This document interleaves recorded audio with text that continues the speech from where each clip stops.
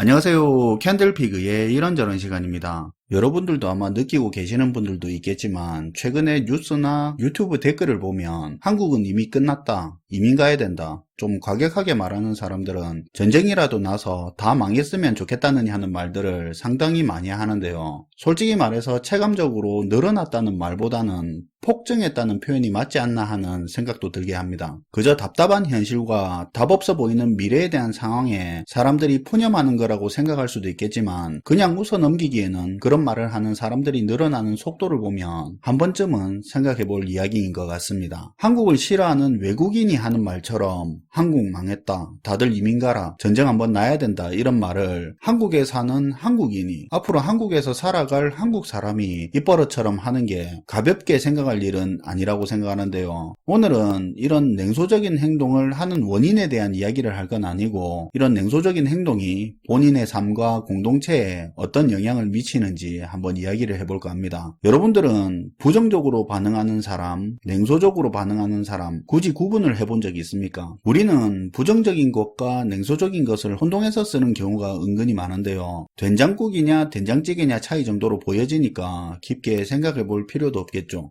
냉소적이란 걸 한번 정리를 해봅시다. 냉소는 웃음의 형태 중에 하나인데요. 대소는 박장대소할 때 대소로 크게 웃는다는 의미죠. 실소를 금할 수 없다 할 때 실소는 어이가 없어서 툭 터지는 웃음입니다. 그리고 냉소는 쌀쌀한 태도로 비웃는 걸 의미하는데 우리가 냉소적이라고 할 때 냉소가 이 냉소죠. 이렇게 이야기하다 보니까 웃음도 참 여러 의미를 담고 있기도 한 것 같은데요. 아무튼 우리가 누구를 냉소적이라고 표현할 때는 사전적인 의미 이상의 많은 의미를 내포하고 있기도 합니다. 보통 자기가 관련이 있음에도 어떤 일을 남일 취급하듯이 무관심하다든가 오만한 태도로 주변 사람들의 행동을 부정적, 비관적으로 말한다든지 때로는 쌀쌀맞은 태도를 자주 보이는 사람들한테도 냉소적이라는 표현을 흔하게 쓰는데요. 냉소적이라는 건 어떤 사안이나 상황에 부정적으로 반응한다는 특징이 있기는 합니다. 근데 여기서 분명히 구분해야 할 포인트가 있는데요. 대충 보면 부정적인 것과 냉소적인 게 둘 다 부정적인 견해를 보인다는 공통점이 있다 보니까 결이 같아 보이는데 굉장히 큰 차이가 있습니다. 이걸 구분을 잘해야 되는데요.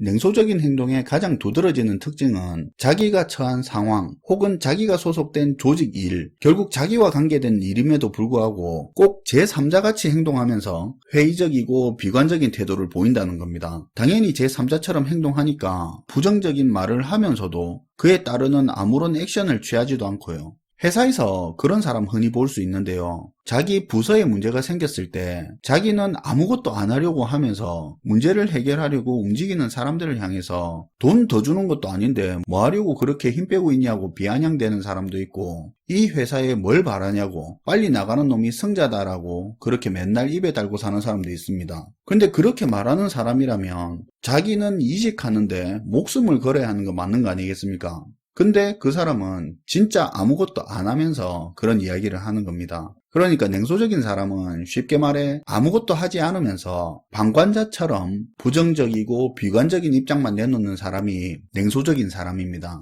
중요한 포인트가 아무것도 하지 않으면서 제3자처럼 이야기한다는 거죠. 반면에 부정적인 사람은 냉소적인 사람하고는 다르게 그 상황을 자기 자신의 상황, 자기 조직의 일로 생각한다는 전제하에 상황이나 사건을 부정적으로 말하는 사람입니다. 이 사람들은 자신의 의사를 상대방한테 설득시키려고 하거나 상황이나 사건을 부정적으로 보는 만큼 그 생각에 맞는 액션을 취한다는 게 냉소적인 사람들하고의 차이죠. 사실 부정적인 사람, 부정적으로 받아들이는 사람, 이런 표현이 단어가 주는 뉘앙스 때문에 안 좋게 들리는 것 뿐이지 무조건 나쁘게 볼 건 아닙니다. 긍정적인 사람의 반대말이 부정적이라고 생각하기 쉬운데 사실 유심히 보면 부정적인 사람이라 불리는 사람들은 대세의 흐름, 대세의 의견과는 반대로 보고 반대로 행동하는 사람을 부정적이라고 부르는 경우가 대부분입니다. 조직을 끌어가는 리더의 입장에서 혹은 주류의 입장에서는 부정적인 사람들이 장애물 같은 존재인 건 맞습니다. 다만 그건 대세 흐름이 긍정적으로 혹은 정상적으로 돌아갈 때 부정적으로 행동하는 사람들이 장애물 같은 존재가 되는 거지만,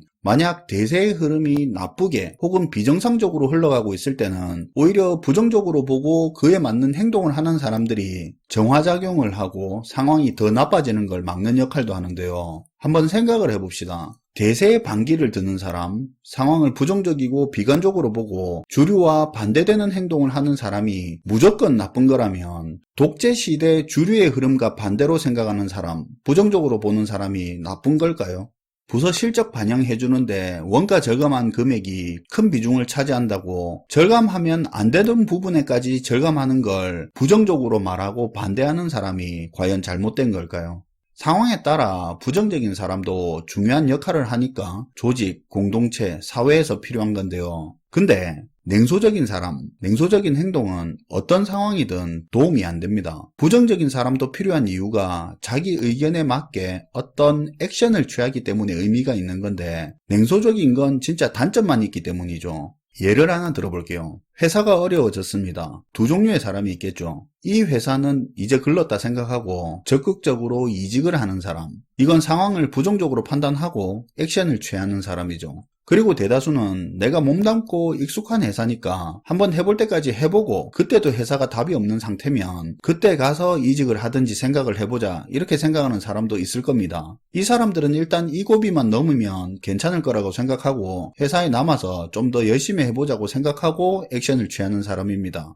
근데 또 다른 한 부류가 있습니다. 냉소적인 사람인데요. 제3자처럼 남 이야기하듯 비관적인 말을 늘어놓으면서 아무것도 안 하는 특징이 있다고 했죠. 이 사람들은 적극적으로 이직 준비를 하는 것도 아닙니다. 그렇다고 으쌰으쌰 하면서 이 고비를 한번 넘겨보자, 이것도 아닙니다. 그냥 안 잘렸으니까 다니는 겁니다. 그러고는 열심히 하는 직원들한테 꼭 제3자가 이야기하듯이 말을 하는데요. 어차피 다 잘릴 건데 자기 회사도 아니고 뭐 그리 매달리냐느니, 경쟁사에 자리가 있을 때 빨리 옮기는 놈이 승자라느니, 이런 회사는 진작에 망했어야 되는데 지금까지 살아남은 게 용하다느니 하는 그런 부정적이고 비관적인 말들을 늘어놓는데요. 상황을 부정적으로 판단한 사람들은 이미 이직을 해서 빠져버렸고 나머지는 잘해보자고 모여있는데, 거기서 냉소적인 사람은 아무것도 안 해 도움은 못 될 망정 비관적인 말만 늘어놓고 전체 분위기만 해치고 에너지만 소멸시켜버리죠. 결국 그 결과는 자기한테 돌아올 겁니다. 이렇게 자신과 관련된 사안임에도 제3자처럼 행동하면서 비관적인 말과 태도를 일삼는 이런 냉소적인 행동을 왜 한다고 보십니까? 혹자는 이런 냉소주의를 자존심이 포함된 패배주의의 한 형태라고 표현을 하던데요. 사실 이런 냉소적인 행동은 경제 상황이 어려워졌을 때, 정치가 혼란스러울 때, 앞에 애처럼 회사가 어려울 때, 사회 분열이 심할 때 등 이런 문제들이 있고 어려움에 처했을 때 냉소주의가 빠르게 번진다고 합니다.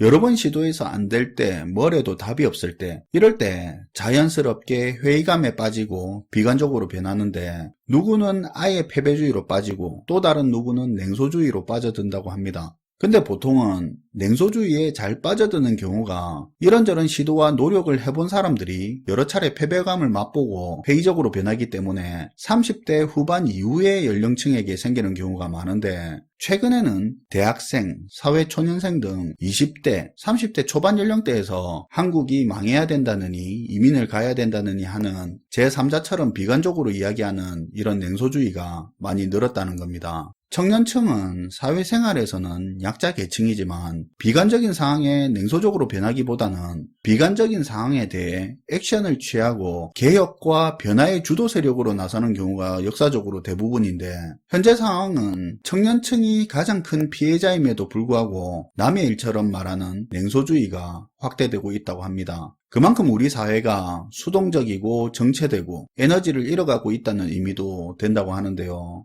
아무런 액션도 취하지 않으면서 비관론만 퍼져나가는 이런 냉소주의, 조직과 사회 본인에게 앞으로 나아갈 에너지조차 없애버리고 피해만 주는 이런 분위기는 문제가 있지 않나 생각을 해봅니다.